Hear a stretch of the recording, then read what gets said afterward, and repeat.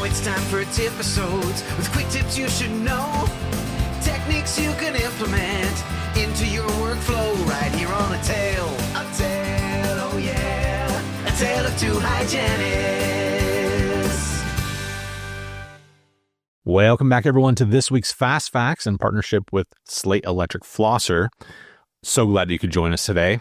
I think as a community, we've really adopted, and not more than adopted, we've embraced the power brush. But why have we never adopted power flossing? Well, I think for one reason, we haven't really had an option like this new product that we're going to talk about in today's episode from Slate. Also, stay tuned after this short episode for a special offer from them.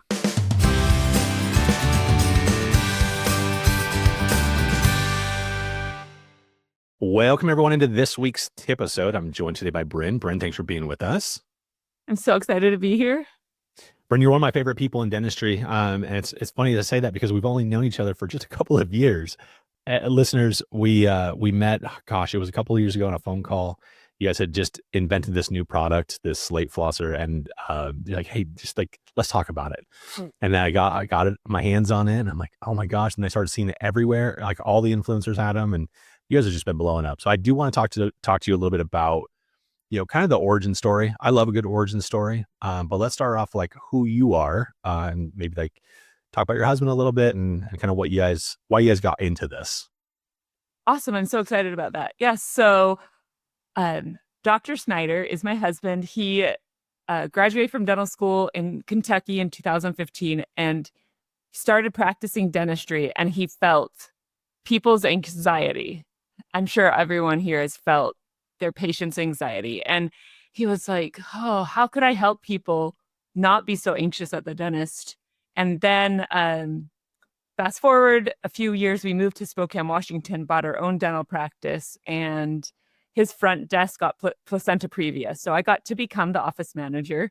And I learned so much about dentistry. And at that time, he was still really feeling, he thought, oh, if I own my own practice and I can do that, I'll be able to control all the factors. But he still felt a lot of anxiety.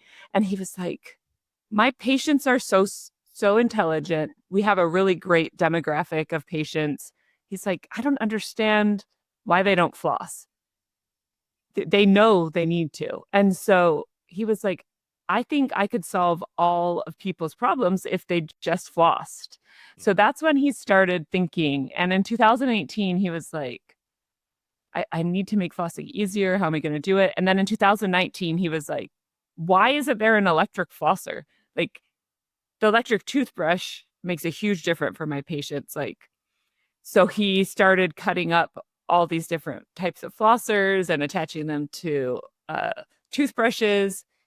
And then he realized for him that he needed different things. So originally we thought we'd have it be 2 units, but we decided it needed to be 1 because the floss head needed to be better than just a floss pick. Like what we learned was his patients could use a floss pick and the hygienists couldn't even tell they were flossing. And so we were like, how do we take the technique out? Because his patient base was about 70 years old. Well, not all of them. We're a family office, but they were aging, right? And so he was like, they can't floss because they don't have dexterity. We have 5 children, and a lot of them couldn't floss because of their dexterity. So we were like, let's solve both of these demographics problems. And that's when we invented the gum sweeps.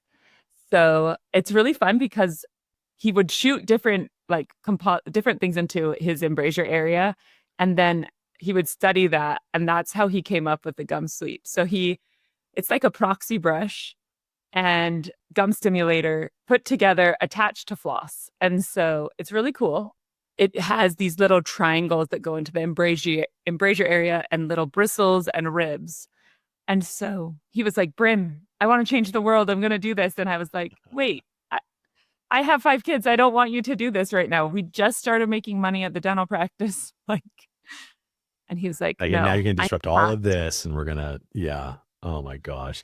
Well, that's the thing though about people that really want to help and people that are just got that kind of creative mind. Like, unfortunately, he probably couldn't stop it if he tried. Like, it was coming. Yes, because I said, please, I just had a baby like 8 months ago. I don't think you should do this. And now my baby's turning 6. So, it's kind of crazy. Wow. So let's talk about, as you guys have kind of gone through this journey, obviously it wasn't very easy at first, but are you finding that you're being accepted into the dental community pretty easily now? Or what's kind of like some of the challenges that you might still be facing? So if a dentist hasn't touched it and felt it and looked at it, then sometimes they're apprehensive. But the cool thing is when I show this to people at a dental trade show, or we send them one, they get it right away. I remember the first time I talked to you, actually, you were really apprehensive about it. You were like, I don't know, you can send me one, but like, I you was try just being it and honest. you realize, Yeah. Oh, and that's the thing too. I think that like many dental products and things in our profession, if we're the professional, we don't really actually know what our patients are going to be using, right? Like we're supposed to know all of the things, but we don't always. And so I think we're doing ourselves a big injustice if we're not at least taking the time to be curious about something that is newer to the market. For us, it wasn't hard with an electric toothbrush because a lot of us grew up with electric toothbrushes in some form or another. So why wasn't there an electric flosser? Like that just, it you guys did solve a problem that should have been solved a long time ago, probably.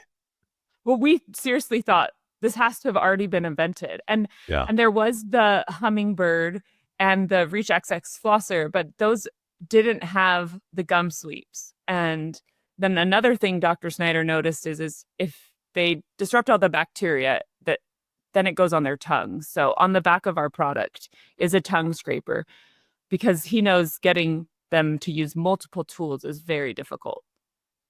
But then we were like, well, will people use this product? So that was like my biggest concern. I was like, you're going to spend all this time.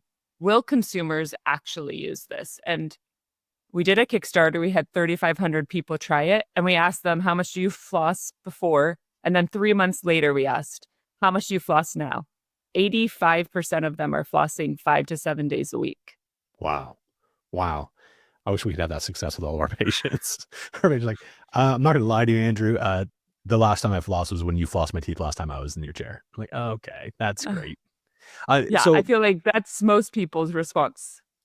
would you say that most of the users, I mean, I work with dental professionals. That's kind of like my alley. Do you have mostly normal public facing users, or is it really a lot of the dental professionals are the ones still like using it for the most part?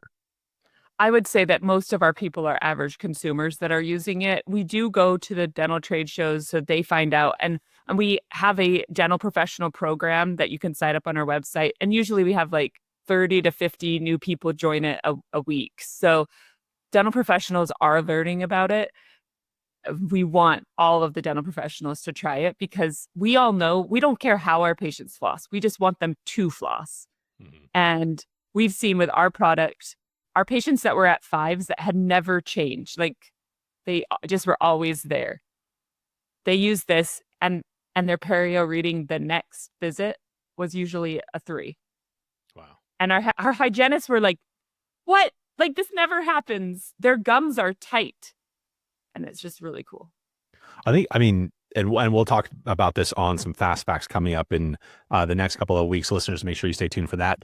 But I think part of that is there is, of course, the mechanical disruption of the plaque. There's also I love the gum sweeps. Like that stimulation right there is something that we're taught, probably day 2 of like preventive in hygiene school. But when you go into practice, I think that people actually forget about that.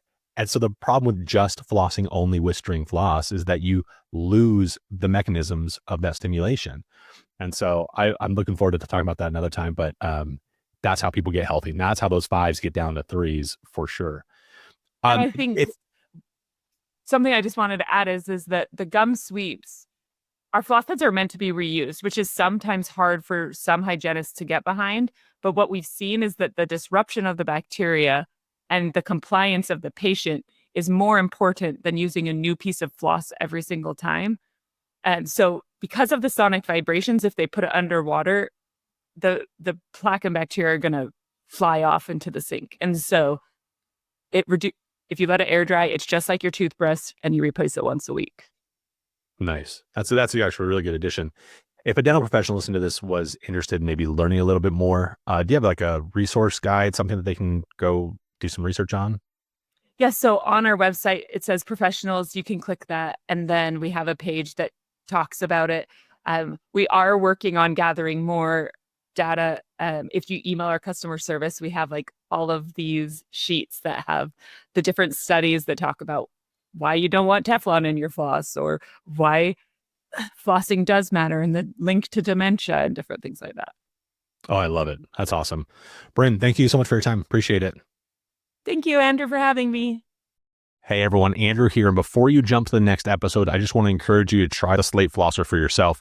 Both my wife and I have one, and it really is a game changer. As a hygienist, you better believe that I know how to floss, but after the first use, even I could tell a difference. Those gum sweeps are the ticket. And I can see so many patients in my mind who could really benefit from it. You need to experience this for yourself, and you need to get this into the hands of your patients. So for you, the dental professional, Slate has a special offer of 30% off your first flosser.